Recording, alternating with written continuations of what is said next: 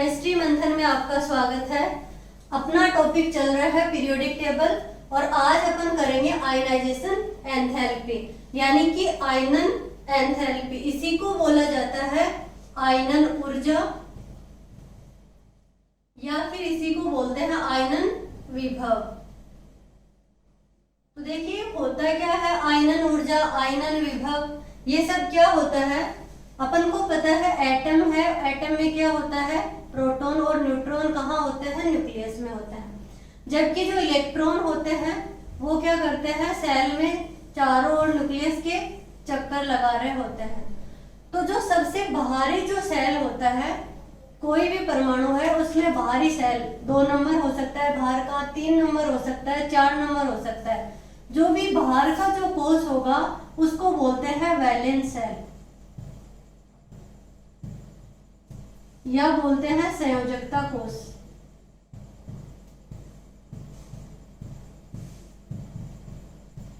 दूसरा क्या है, ये जो एटम होता है ये एटम गैसीय अवस्था में होना चाहिए। गैसीय अवस्था क्या होती है, गैसियस स्टेट, यानी ये एटम गैसियस स्टेट क्या होती है। देखिए अगर मैं कहूँ सॉलिड स्टेट होती है, लिक्विड स्टेट होता है, तो उसमें क्या होता है एटम पास पास में होता है बिल्कुल। तो पास पास में जब एटम होते हैं तो जो न्यूक्लियस ये पॉजिटिव चार्ज और ये नेगेटिव चार्ज, पॉजिटिव और नेगेटिव के बीच में जो न्यूक्लियर चार्ज जो होता है यानी कि इलेक्ट्रोस्टैटिक फोर्स जो लगता है दोनों के बीच में, वो क्या होता है ज्यादा लगता है कहाँ सॉलिड स्टेट में। बट जब जो भी कोई परमाणु है वो गैसियस स्टेट में आ जाएगा तो उसका जो इलेक्ट्रोस्टैटिक फोर्स होगा वो कम हो जाएगा, यानी कि न्यूक्लियस से क्या हो जाएगा इलेक्ट्रॉन को निकालना आसान हो जाएगा। तो देखिए गैसियस स्टेट में होना चाहिए, संयोजकता कोश का इलेक्ट्रॉन होना चाहिए और उस इलेक्ट्रॉन को निकालने के लिए जो रिक्वायर्ड एनर्जी होती है वो एनर्जी क्या कहलाती है, आयनाइजेशन एंथैल्पी कहलाती है। दोबारा सुनिए, किसी भी गैसियस परमाणु के संयोजकता कोश में से एक इलेक्ट्रॉन निकालने के लिए जितनी रिक्वायर्ड एनर्जी होती है वो क्या होती है, आयनाइजेशन एंथैल्पी होती है। देखिए आयनाइजेशन एंथैल्पी की जो यूनिट होती है, आईई की जो यूनिट होती है वो क्या होती है, वो होती है किलो कैलोरी पर मोल बोलो या फिर किलो कैलोरी किलो जूल पर मोल बोलो या किलो जूल पर मोल, या होती है इलेक्ट्रॉन वोल्ट पर एटम। ये क्या है आईई की आयनाइजेशन एंथैल्पी की यूनिट होती है। दूसरा देखो अपन क्या कर रहे हैं, यानी इलेक्ट्रॉन को बाहर निकालने के लिए क्या हो रही है, एनर्जी की रिक्वायरमेंट हो रही है, एनर्जी देनी पड़ रही है। तो जो एनर्जी देते हैं वो जो एनर्जी होती है उसको बोलते हैं एंडोथर्मिक। यानी कि अगर आपको कहा जाए ये एंडोथर्मिक टर्म किस में आती है, ये डेल्टा एच में है। आपसे पूछा जाए कि जब आयनाइजेशन एंथैल्पी के लिए डेल्टा एच की जो वैल्यू होती है वो क्या होती है, डेल्टा एच है heat of energy. Heat of energy होती है बच्चा कि अगर कोई भी रिएक्शन है तो रिएक्शंस के दौरान अगर मान लो कोई भी रिएक्शन हो रही है तो उस रिएक्शंस के दौरान अगर एनर्जी बाहर निकल रही है, एनर्जी क्या हो रही है बाहर निकल रही है, तो डेल्टा एच जो होती है वो क्या होता है, नेगेटिव होता है।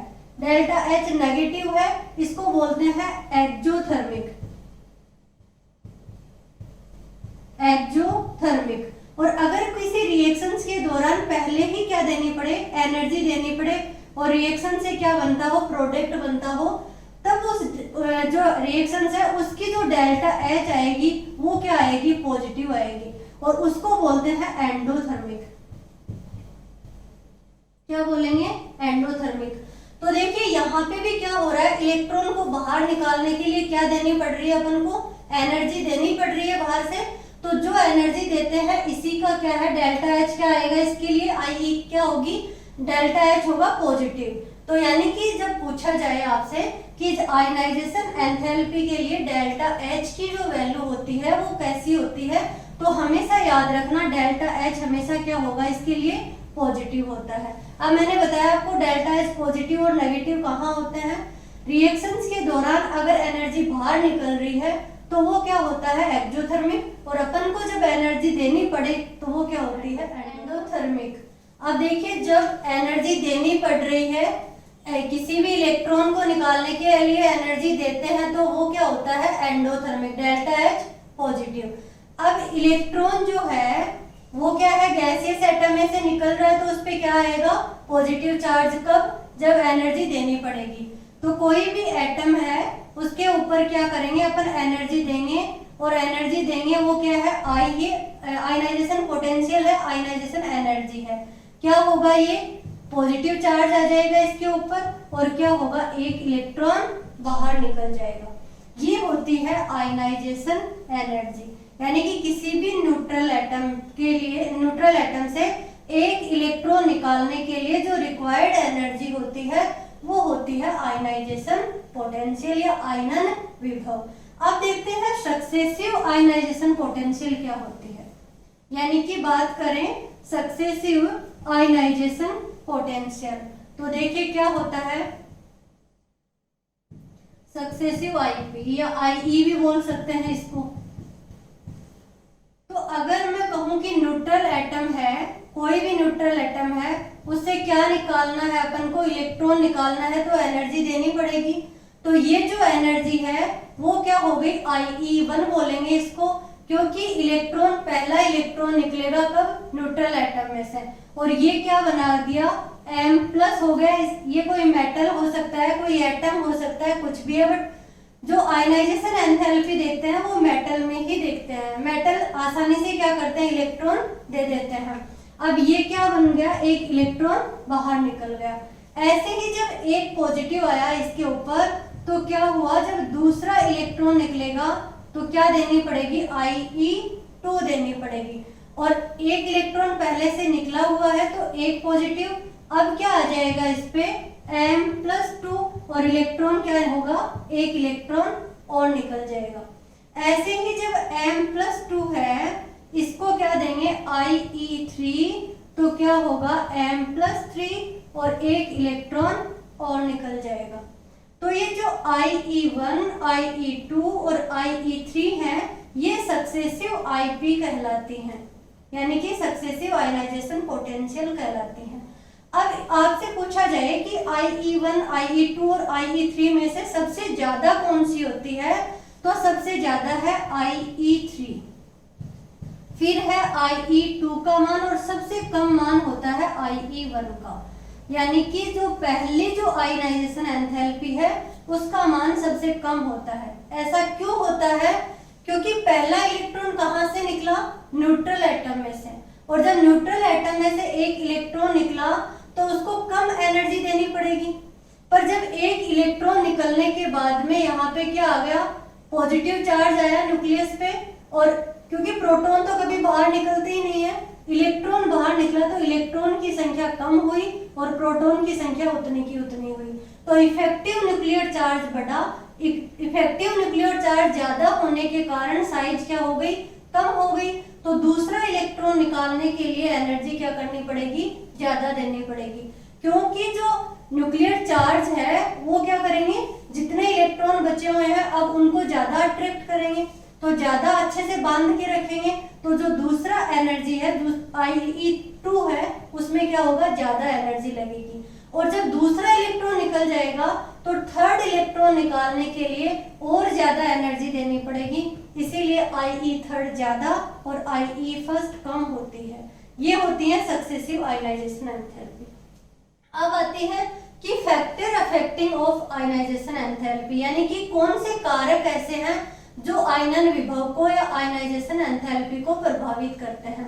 तो इनमें से सबसे पहला जो कारक आता है वो आता है साइज का। साइज अपन पढ़ चुके हैं कि जब पीरियोडिक टेबल में ऊपर से नीचे चलते हैं अप टू डाउन चलते हैं तो साइज क्या होता है इंक्रीज होता है, और साइज इंक्रीज होगा तो आयनाइजेशन पोटेंशियल का मान क्या होता है कम होता है। क्यों होता है देखिए अभी अपन कह सकते हैं कि IE जो होता है वो साइज के इनवर्सली प्रोपोर्शनल होता है, ये अपन को पता है, अभी थोड़ी देर बाद में मैं समझाऊंगी इनको। दूसरा कारक देखते हैं दूसरा कारक होता है न्यूक्लियर चार्ज, और जो न्यूक्लियर चार्ज होता है वो IE के क्या होता है, डायरेक्टली प्रोपोर्शनल होता है। और तीसरा जो होता है वो shielding effect. Shielding effect nuclear charge मैंने पिछली क्लास में आपको बता दिया है। शिल्डिंग इफेक्ट क्या होता है, डायरेक्टली नहीं इनवर्सली प्रोपोर्शनल होता है IE के। और उसके बाद में फोर्थ जो कारक आता है, फोर्थ जो फैक्टर आता है वो आता है इलेक्ट्रॉनिक कॉन्फ़िगरेशन। Electronic configuration. और फिफ्थ जो कारक आएगा वो आएगा पेनिट्रेशन पावर या फिर भेदन क्षमता, जो S की सबसे ज्यादा, P की उससे कम और D की इससे कम और F की सबसे कम होती है। ये देखिए क्या होते हैं, कैसे ये प्रभावित करते हैं। तो सबसे पहले बात करें अपन साइज की। तो साइज क्या है, अपन पीरियोडिक टेबल में पढ़े कि अप टू डाउन चलने पे साइज क्या होता है, बढ़ता है, और लेफ्ट टू राइट चलेंगे तो साइज क्या होगा, कम होगा। तो देखिए आयनाइजेशन एंथैल्पी के पे क्या प्रभाव पड़ेगा अगर पीरियोडिक टेबल में ऊपर से नीचे चला जाए। तो ये ऊपर से नीचे चल रहे हैं तो साइज क्या हो रही है, बढ़ रही है। यहाँ पे अपन ने देखा था hydrogen, lithium, sodium, potassium, rubidium और ये है सीजियम। तो देखिए हाइड्रोजन में 1s1 है, एक ही सेल है, एक ही सेल है। लिथियम में क्या आ जाएंगे, 2 सेल आ जाएंगे। तो एक सेल है, इसमें एक इलेक्ट्रॉन है, तो न्यूक्लियस का जो अट्रैक्शन है इस इलेक्ट्रॉन के प्रति वो क्या होगा, ज्यादा होगा। तो इलेक्ट्रॉन को निकालना क्या होगा, यहाँ से आसानी से इलेक्ट्रॉन नहीं निकलेगा, एनर्जी क्या देनी पड़ेगी, ज्यादा देनी पड़ेगी। बट ऐसे ही अगर अपन ऊपर से नीचे चले तो सीजियम की साइज मान लो क्या हो जाती है, बड़ी हो जाती है। तो साइज बढ़ गई तो ये जो न्यूक्लियस है और इस इलेक्ट्रॉन का जो इलेक्ट्रोस्टैटिक फोर्स है वो क्या हो जाता है, कम हो जाता है। इस इलेक्ट्रॉन का इस न्यूक्लियस के प्रति आकर्षण क्या हो गया, कम हो गया। तो इलेक्ट्रॉन क्या होगा, आसानी से निकल जाएगा। बट हमेशा याद रखना बच्चा, इलेक्ट्रॉन निकालने के लिए एनर्जी कम देनी पड़े या एनर्जी ज्यादा देनी पड़े, हमेशा एनर्जी देनी ही पड़ेगी, अपने आप इलेक्ट्रॉन बाहर नहीं निकलेगा। इसीलिए जो आयनाइजेशन एंथैल्पी का मैंने मान बताया है वो हमेशा और हमेशा डेल्टा H क्या होगा, पॉजिटिव होगा।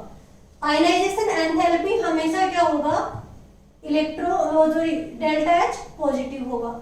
अब देखिए इसका जो इलेक्ट्रॉन निकालने के लिए एनर्जी कम देनी पड़ रही है और इसके लिए एनर्जी ज्यादा देनी पड़ रही है। तो ऊपर से नीचे चले तो साइज क्या हुई, बढ़ गई। तो साइज बढ़ी तो आयनाइजेशन एंथैल्पी का मान क्या हो गया, कम हो गया। यही मैंने बोला है कि जब साइज बढ़ेगी तो IP क्या होगी, कम होगी। इसको IE बोले या IP बोले एक ही बात है, आयनाइजेशन पोटेंशियल और आयनाइजेशन एंथैल्पी। अब अपन बात करते हैं लेफ्ट टू राइट कि जब लेफ्ट टू राइट चलते हैं पीरियोडिक टेबल में तो क्या आता है, lithium, beryllium, boron, carbon, nitrogen, oxygen, fluorine और नियोन। ये मैं सेकंड पीरियड की बात कर रही हूँ। बाएं से दाएं चलेंगे तो क्या हो रहा है, साइज क्या होगा, कम होगा। और साइज कम होगा तो जो आयनाइजेशन एंथैल्पी है वो क्या होगी, ज्यादा हो जाएगी।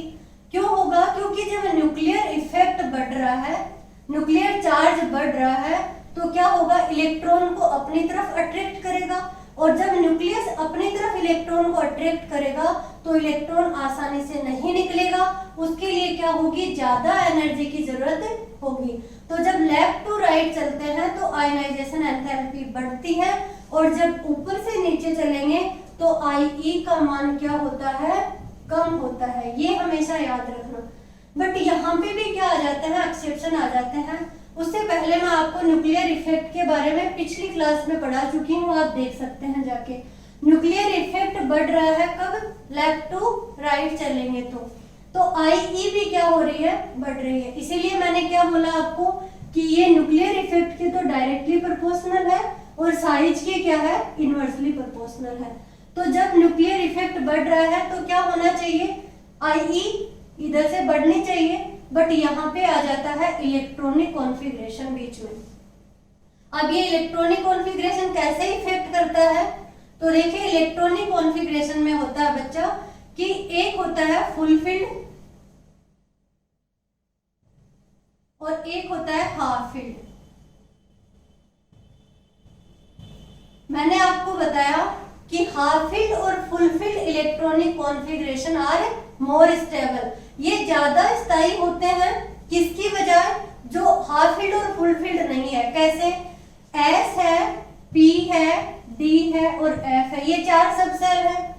एस के अंदर 2 इलेक्ट्रॉन, पी के अंदर 6, डी 10 और जब एफ में 14 इलेक्ट्रॉन होते हैं तो ये होता है फुलफिल्ड इलेक्ट्रॉनिक कॉन्फ़िगरेशन और ये ज्यादा स्थायी होगा।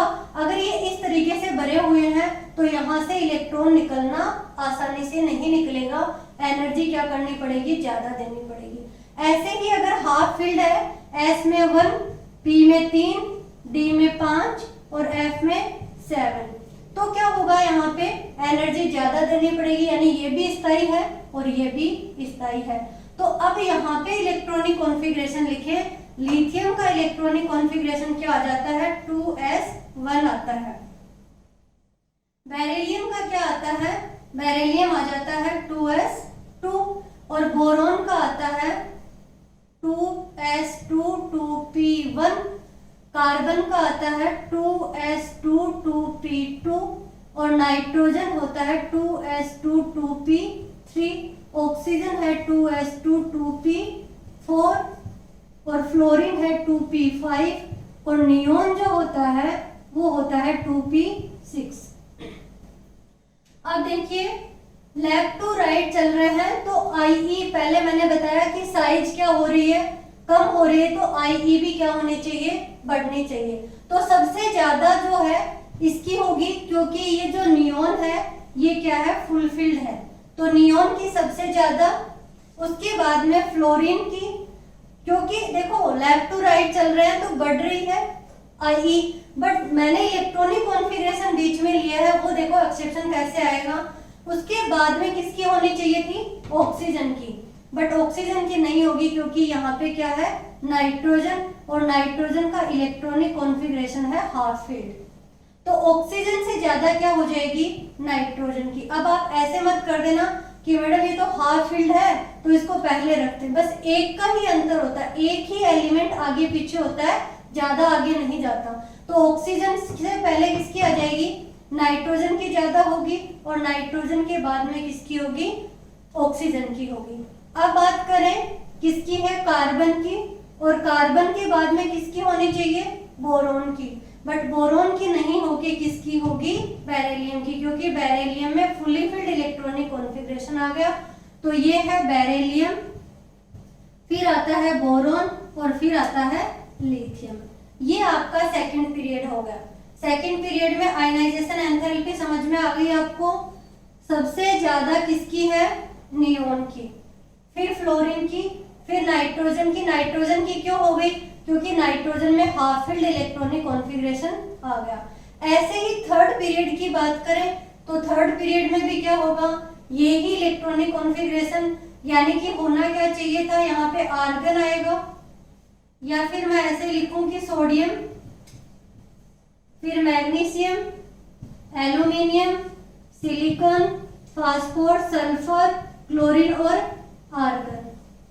तो किसकी ज्यादा होगी, सबसे ज्यादा है आर्गन की। आर्गन के बाद में किसकी है, क्लोरीन की। देखो नियोन के बाद में अपन ने क्या लिखा है, फ्लोरीन की, तो ज्यादा आगे नहीं जाना, ये है क्लोरीन की, और क्लोरीन के बाद में आ जाएगी फास्फोरस और फिर आ जाएगी सल्फर, फिर आ जाएगी सिलिकॉन, और एल्यूमिनियम से पहले आ जाएगा मैग्नीशियम, और मैग्नीशियम के बाद में एल्यूमिनियम, और फिर क्या आ जाएगी, सोडियम। ये है आपकी थर्ड पीरियड में आयनाइजेशन एंथैल्पी। ये सेकेंड पीरियड की आईपी और ये क्या हो गई, थर्ड पीरियड की आईपी। अब ऊपर से नीचे जाने वाला जो अपन ने देखा है कि अप टू डाउन चलेंगे तो आयनाइजेशन एंथैल्पी क्या हो रही है, कम हो रही है, क्योंकि साइज क्या हो रही है, बढ़ रही है। बट इसमें भी एक पी ब्लॉक में और डी ब्लॉक में एक एक्सेप्शन आता है, और वो देखिए क्या है बच्चा। बात करें अपन डी ब्लॉक की, तो डी ब्लॉक कहाँ से स्टार्ट होता है, डी ब्लॉक स्कैंडियम से मैंने बताया कि कैल्शियम के बाद में क्या आता है, स्कैंडियम आता है, और ये अपन पढ़ चुके हैं पहले ही, मैं आपको पीरियोडिक टेबल के बारे में अच्छे से पढ़ा चुकी हूँ। तो देखिए ये स्कैंडियम, ये इक्टेरियम, और मैंने बताया था साइकिल यामा लाओ, ये लेंथेनम, ये है 57 पे, और यहाँ पे 58 पे 58 से है, और 71 तक क्या है, लेंथेनाइड है। और यहाँ बात करें अगर 90 से लेकर और 103 पे क्या है, एक्टिनाइड है, ये लेंथेनाइड और ये लेंथेनाइड। और यहाँ पे अगर बात करें स्कैंडियम के बाद में कौन है, टाइटेनियम, जर्कोनियम और हाफनियम। हाफनियम आता है 72 पे। तो देखिए 57 से और डायरेक्ट क्या आ गया, 72। ये जो 58 से लेकर 71 तक है, ये नीचे चले जाते हैं, जो ए ब्लॉक है अपना, लेंथेनाइड और एक्टिनाइड। तो लेंथेनाइड और एक्टिनाइड आ गए कहाँ पे, डी ब्लॉक के बीच में, तो इसको बोलते हैं लेंथेनाइड कॉन्ट्रैक्शन या एक्टिनाइड कॉन्ट्रैक्शन। ये होता है ए ब्लॉक के अंदर बोलेंगे लेंथेनाइड कॉन्ट्रैक्शन। तो देखिए लेंथेनाइड कॉन्ट्रैक्शन क्या होता है वो अभी मैं बताऊंगी, बट ऊपर से नीचे चलेंगे तो इन दोनों की साइज क्या हो जाती है, बराबर हो जाती है। ऐसे ही अगर बात करूं वैनेडियम की, तो ये देखिए इन दोनों की क्या हो जाएगी, साइज बराबर हो जाएगी, यानी कि इन दोनों की साइज क्या होनी चाहिए थी, इसकी बड़ी और इसकी कम, इसकी ज्यादा और इसकी कम, पर होती क्या है, साइज बराबर हो जाती है। ये क्यों होता है, ये लेंथेनाइड कॉन्ट्रैक्शन के कारण होता है। इधर देखिए इस वाले ग्रुप पे लागू नहीं होगा। क्यों नहीं होगा, क्योंकि ये लेंथेनाइड से पहले ही आ जाता है, ये लेंथेनाइड से पहले ही आता है, और ये आते हैं लेंथेनाइड के बाद में। तो जो बीच में आया है ना लेंथेनाइड, इस वजह से लेंथेनाइड कॉन्ट्रैक्शन होगा। अब देखिए ये होता क्या है, अपन को पता है कि जो F है, जो F ब्लॉक आता है वो 4F से स्टार्ट होता है। तो 4F से स्टार्ट होगा, तो ये न्यूक्लियस है और इसके चारों ओर ये सेल है, यहाँ पे है 4F। इसके चारों ओर भी क्या आते हैं, इलेक्ट्रॉन है, ये 5 में आते हैं इलेक्ट्रॉन और ये 6s में आते हैं।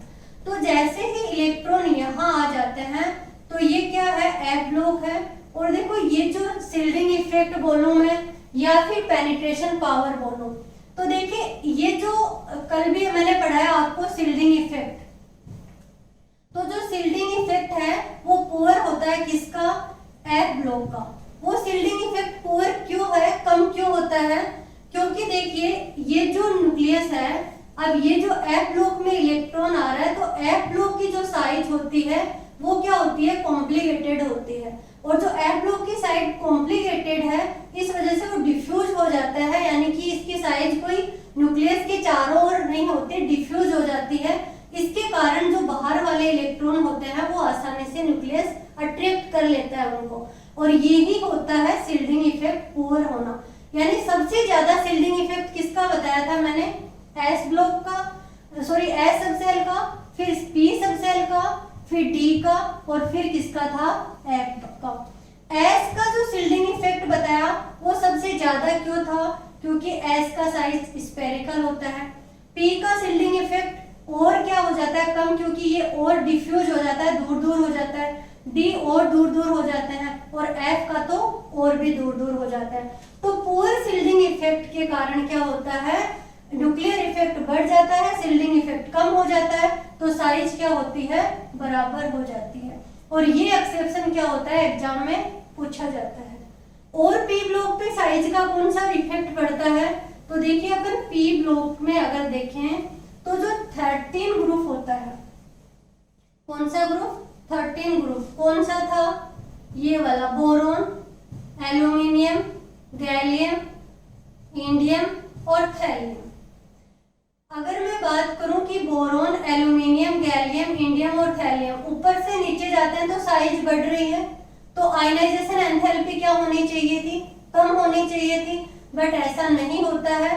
इन दोनों के बीच में यहाँ आ जाते हैं डी ब्लॉक एलिमेंट्स, तो ये हो जाता है ट्रांजिशन कॉन्ट्रैक्शन, और यहाँ आ जाते हैं एफ ब्लॉक, तो ये हो जाता है लेंथेनाइड कॉन्ट्रैक्शन। तो इसकी वजह से क्या होती है, साइज में वेरिएशन आता है, और साइज में वेरिएशन आता है तो आयनाइजेशन एंथैल्पी भी क्या करती है, इफेक्ट डालती है। और वो क्या होता है, आपको एक याद रखना है 1 5 3 2 4, इस फॉर्मूले से आपको याद रखना है। ये भी वेरी वेरी इंपॉर्टेंट है, एग्जाम में पूछा जाता है। कैसे रखोगे, सबसे ज्यादा आईपी किसकी है, बोरोन की, उसके बाद में डायरेक्ट देखो थैलियम आ जाता है, और फिर कौन आ जाता है 3 नंबर पे, गैलियम, फिर सेकंड नंबर पे कौन है, एल्यूमिनियम, और फिर 4th नंबर पे क्या है, इंडियम। तो ये होता है आयनाइजेशन एंथैल्पी का ऑर्डर किसमें, बोरॉन फैमिली में। तो साइज का देखो, साइज क्या है, नॉर्मल अगर अपन बात करें ऊपर से नीचे जाने पे साइज बढ़ रही थी तो आयनाइजेशन एंथैल्पी कम हो रही थी, लेफ्ट टू राइट अगर साइज की बात करें तो कम हो रही थी तो आयनाइजेशन एंथैल्पी बढ़ रही थी। बट ये एक्सेप्शन जो है यहाँ से क्वेश्चन उठ के आते हैं। अब इलेक्ट्रॉनिक कॉन्फ़िगरेशन की बात अपन ने कर ली, बट इलेक्ट्रॉनिक कॉन्फ़िगरेशन में भी एक एक्सेप्शन और है, वो देखते हैं कि जैसे ऑक्सीजन है और नाइट्रोजन है, तो बात करें ऑक्सीजन और नाइट्रोजन की, तो सबसे जो फर्स्ट जो आईपी होती है वो किसकी ज्यादा है, नाइट्रोजन की। नाइट्रोजन का इलेक्ट्रॉनिक कॉन्फ़िगरेशन है 2s2 और 2p3, और ऑक्सीजन का जो इलेक्ट्रॉनिक कॉन्फ़िगरेशन है वो है 2s2 2p4। पर जब आयनाइजेशन एंथैल्पी होगी तो n पॉजिटिव होगा, और n पॉजिटिव होगा तो ये क्या हो जाएगा 2s2 2p2, और ये क्या हो जाएगी, अगर मैं फर्स्ट आईपी की बात करूं तो फर्स्ट आईपी क्या होती है, नाइट्रोजन की ज्यादा होती है, किससे, ऑक्सीजन से। बट अगर सेकंड आईपी की बात करेंगे तो देखिए सेकंड आईपी में क्या हो जाएगा, ये 2p2 हो जाएगा, और ये क्या है 2s2 2p3। अब हाफ फील्ड कौन हो गया, अब हाफ फील्ड हो गया ऑक्सीजन। तो जब ऑक्सीजन हाफ फील्ड हो गया तो सेकंड आईपी की अगर कोई बात करें कि सेकंड आईपी या आईई जो है वो क्या होगी, किसकी ज्यादा है, सेकंड आईई की अगर मैं बात करूं तो वो किसकी है, ऑक्सीजन की ज्यादा है, किससे, नाइट्रोजन की।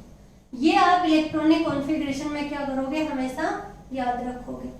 और क्या है देखिए, अगर मैं बात करूं पेनिट्रेशन पावर कहाँ काम आती है, तो वो भी आपको पता है, अगर कोई इलेक्ट्रॉन एस में है या पी में है या डी में है या एफ में है, तो सबसे जो ज्यादा आईपी होगी वो किसकी होगी, इलेक्ट्रॉन एस वाले की, फिर पी की, फिर डी की, फिर एफ की। तो ये क्या है, इफेक्ट करने वाले कारक है।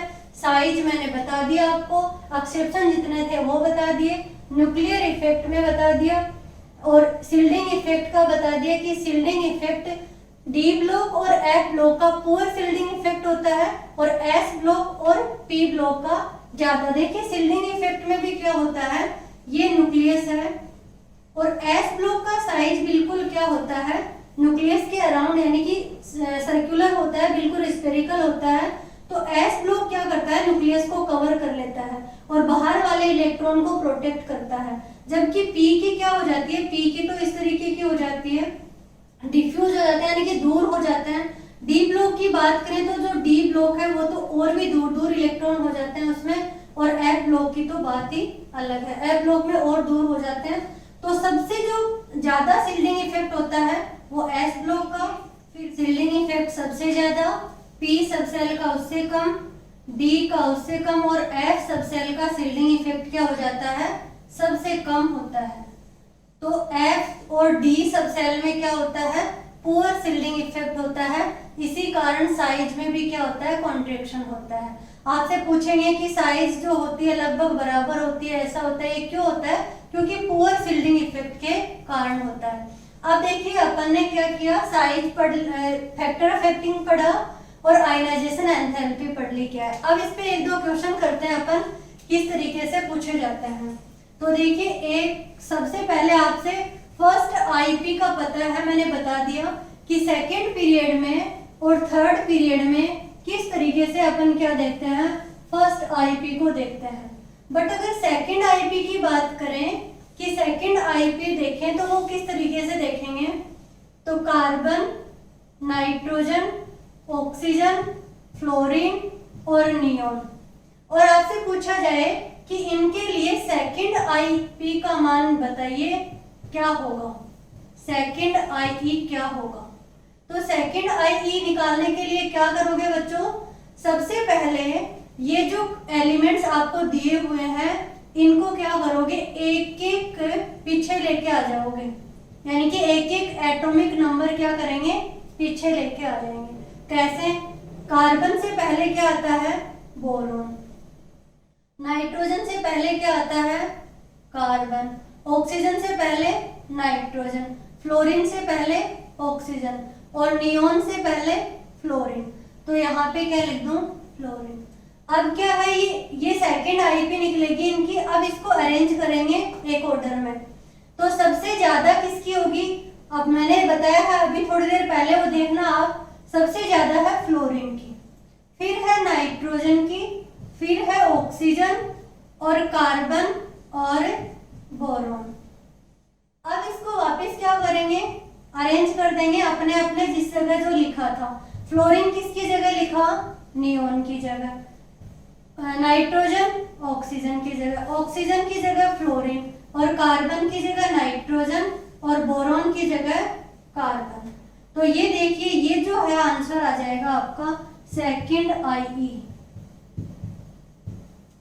मैंने क्या पूछा है, इनके लिए आपसे क्या निकलवाएगा कि इनके लिए सेकंड आईपी की मान बताइए, तो सेकंड आईपी का मान क्या आ जाएगा, ये वाला आपका सेकंड आईपी। अब और दूसरा तरीका क्या हो सकता है क्वेश्चन पूछने का, आपको इलेक्ट्रॉनिक कॉन्फ़िगरेशन दे देंगे, जैसे दे दिया जाए कि ए नंबर पे 3s1, फिर 2 पे दे दे 3s2 और 3 पे दे दे 3d5 और फिर आपसे पूछ लिया जाए ये 3d6 कर दें, 3d6 कर दें, तो आपसे पूछा जाए सबसे ज्यादा इसकी ज्यादा आयनाइजेशन पोटेंशियल किसका होगा, तो इलेक्ट्रॉनिक कॉन्फ़िगरेशन आपको देख के भी दे सकता है। तो इसमें क्या है, S है, S का पेनिट्रेशन पावर भी ज्यादा है और S की साइज भी क्या है, छोटी है। तो देखिए S में सबसे 3s2 है, इसमें आयनाइजेशन एंथैल्पी सबसे ज्यादा होगी। तो इस तरीके से या तो ऐसे दे सकता है इलेक्ट्रॉनिक कॉन्फ़िगरेशन देके, इनके एलिमेंट्स लिख लेना, यहाँ पे सोडियम है, यहाँ पे मैग्नीशियम है और ये डी ब्लॉक का आ जाएगा आयरन है। तो या तो इलेक्ट्रॉनिक कॉन्फ़िगरेशन देके दे सकता है, एलिमेंट्स देके दे सकता है, या फिर फर्स्ट आईपी सेकंड आईपी ये पूछ सकता है आपसे।